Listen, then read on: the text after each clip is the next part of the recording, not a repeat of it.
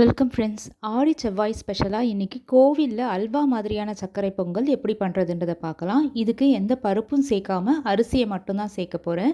எந்த கப்பில் நம்ம பச்சரிசி எடுத்துக்கிறோமோ அதில் 3 பங்களவுக்கு தண்ணி. நான் 1 கப் எடுத்திருக்கேன். 3 கப் அளவுக்கு தண்ணி, சிட்டிகை உப்பு, 1 டீஸ்பூன் நெய்.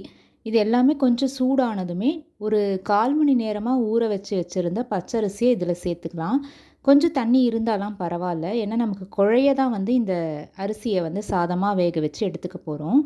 கொதி வரும்போது நம்ம குக்கரை மூடி வெயிட் போட்டுடலாம்.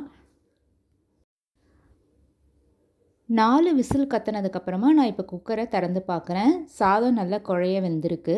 இதுதான் ஃபஸ்ட்டு டிப்பு. நீங்கள் சூடாக இருக்கும் போதே நல்லா சாதத்தை மசிச்சு எடுத்துக்கணும். ஒரு கரண்டிலையோ இல்லை மத்து கூட யூஸ் பண்ணி எடுத்துக்கலாம்.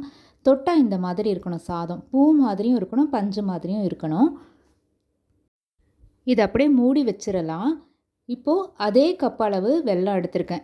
நான் தூசியெல்லாம் இல்லாமல் பொடிச்ச வெல்லம். உங்களுக்கு தூசி இருக்கும்னு தெரிஞ்சால் கரைச்சிட்டு வடிகட்டிக்கோங்க.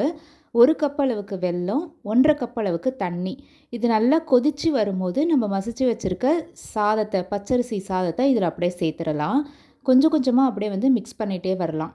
நல்லா அந்த பாகோடு இது சேர்ந்த உடனே நல்லா ஸ்பீடாக மிக்ஸ் பண்ணிங்கன்னா ஒரு கெட்டியான பதத்துக்கு வந்துடும். அப்போது கொஞ்சமாக நான் பச்சை கற்பூரம் சேர்த்துருக்கேன். இது இல்லைனாலும் ஸ்கிப் பண்ணிடலாம்.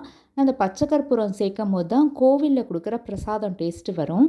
இந்த அளவுக்கு நல்லா நீங்கள் மசித்து சேர்த்து விட்டீங்க அப்படின்னா கரெக்டாக ஒரு 10-15 நிமிஷத்தில் கரண்டிலேருந்து ஒட்டாமல் அப்படியே அல்வா மாதிரி விழும். இப்போ நான் ஒரு 2 டீஸ்பூன் நெய்யில் தாளிப்பை சேர்த்துருக்கேன். முந்திரி பருப்பு எப்படி இருக்குது பார்த்தீங்களா? இந்த மாதிரி அப்படியே கரண்டிலேருந்து வழுக்கிட்டு கீழே விழுற கன்சிஸ்டன்சிக்கு ஆறி வந்துடும். அவ்வளோதான். இதே அளவுகளோடு நீங்களும் ட்ரை பண்ணி பார்த்துட்டு உங்களோட ஃபீட்பேக்கை என்னோட ஷேர் பண்ணிக்கோங்க. அடுத்ததில் பார்க்கலாம். தேங்க்யூ.